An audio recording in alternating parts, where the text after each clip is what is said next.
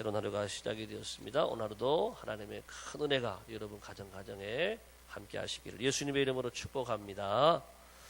오늘 요한복음 11장의 그 사건은 나사로, 예수님과 가깝게 지냈던 나사로, 죽었다가 오늘 예수님께서 살리시는 그 기적을 일으켜 주십니다.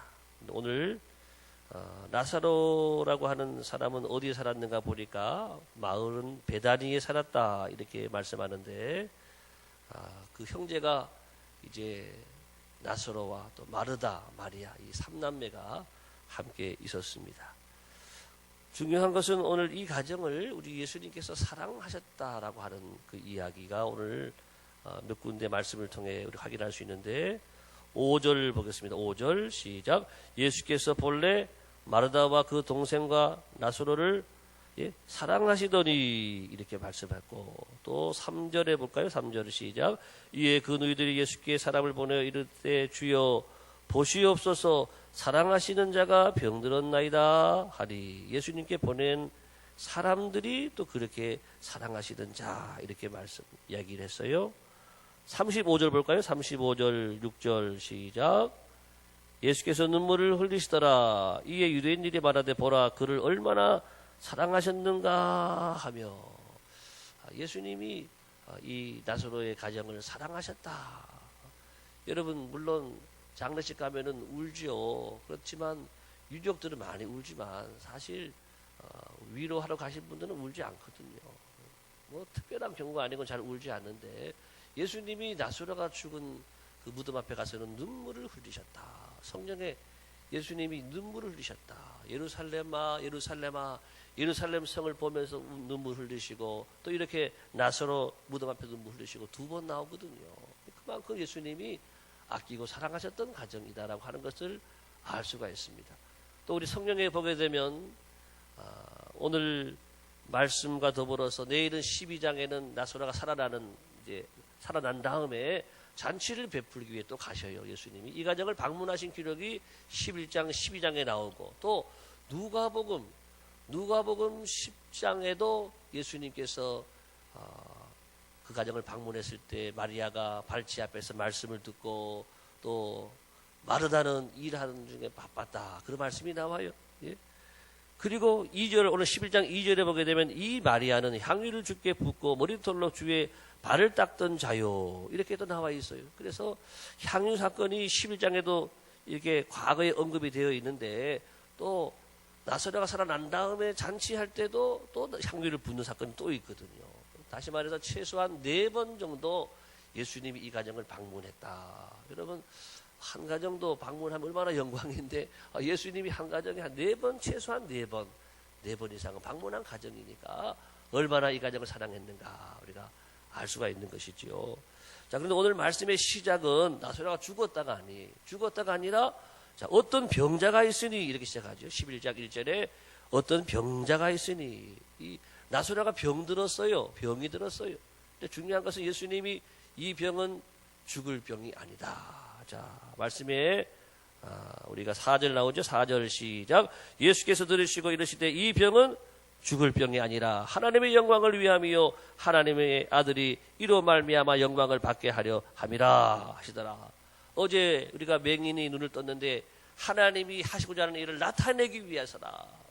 이 병은 부모로부터 또 자기의 죄로부터가 아니라 하나님이 하신 일을 나타내기 위해서 이 병이 걸렸다. 이 병이 있다 그랬는데, 오늘 나사로의 병은 하나님의 영광을 나타내기 위함이다.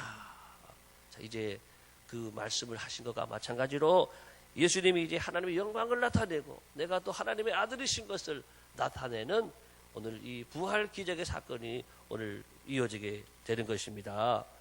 자, 여러분 우리가 이 말씀을 잘 묵상해 보게 되면 예수님을 방문한 사람들, 누이들이 이야기 부탁을 했겠죠. 예수님을 좀 모셔오라. 그래서 누이들이 갈릴리에 계시는 예수님을 이 지금 베다니에 모시고 오기 위해서 시간이 흘렀다라고 하는 거예요. 최소한 갈릴리에서 오시는데 베다니에서까지 오시는데 한 이틀 정도 소요됐다 볼 수가 있고, 그 다음에 여러분들이 이제 말씀 보게 되면 예수님께서 이틀을 더 유하셨다라고 하는 말씀이 이제 나옵니다.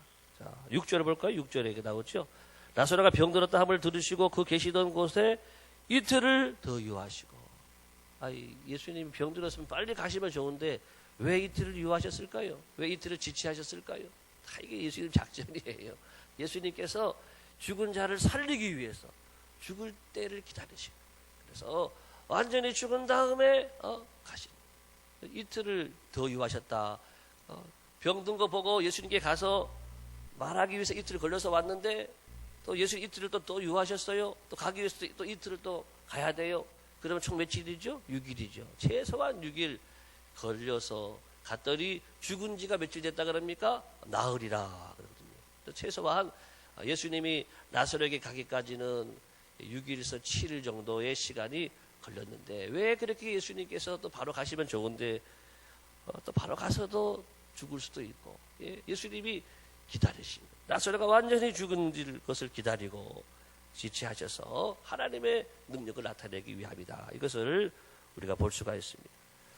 자, 이제 예수님께서 죽은 지 나흘 된 이 죽은 자를 살리시잖아요.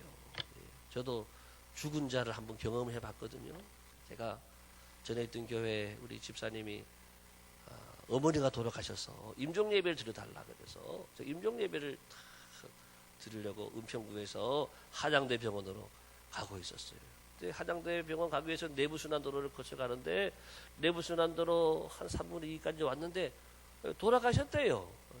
임종 예배 가는데 돌아가셨다 그러니까 그 집사님이 낙심이 되고 마지막을 보지 못해서 얼마나 낙심이 되고 힘이 쫙 빠지고 목사님 어머니 돌아가셨대요 막 그러는 거예요. 저도 임종 예배 가는데 이왕이면은 마지막을 뵈면 좋겠는데 그래도 돌아가셨다니까 돌아갈 수가 있나요? 그렇다고 그래도 막 금방 돌아가셨다 그러니까 한번 가서 뵈야지 하고 갔어요.